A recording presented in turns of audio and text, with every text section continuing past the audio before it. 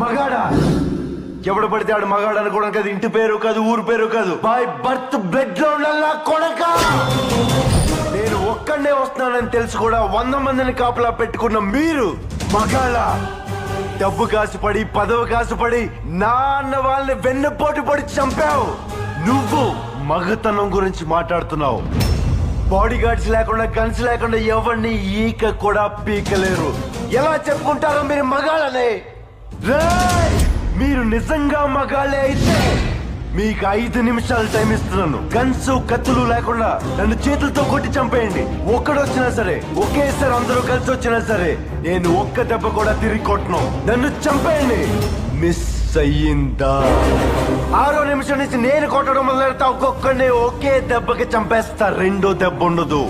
నిన్ను నీ కొడుకుని మాత్రం కుక్కను కొట్టాడు కొట్టి చంపేస్తా.